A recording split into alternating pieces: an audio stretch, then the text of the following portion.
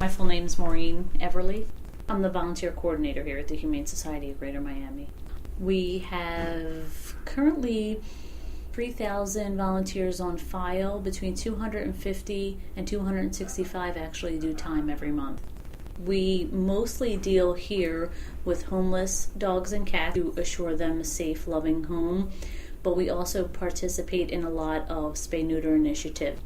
The biggest things I've learned are the different needs of an animal depending on where you live, because when I moved down from up north there were a lot of things I didn't know, to working at Hurricane Fair and helping people be prepared in emergencies with their animals.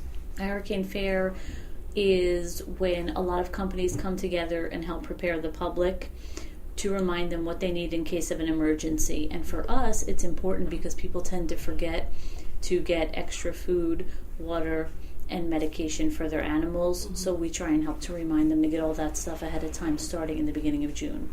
We absolutely take extra precautions in the summer. We close down our dog walking from 12:30 to 2:30 to give them an automatic rest. Walks are cut down to 6 minutes in the park. And if there's a day that's really bad that the medical director is concerned, then walking will be shut down for just early morning and late afternoon at dusk. We take all kinds of precautions as far as heat. We try not to do any outdoor events in the summertime that happen in the afternoon. If they go from 9 a.m. to 12 p.m., that's usually as late as we go, just because a lot of our dogs will overheat because they're running.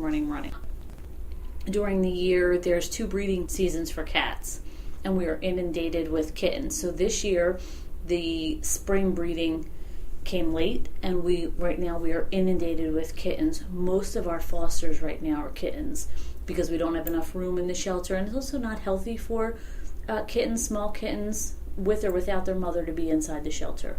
Every cat is taken individually by the vet tech at intake and assessed.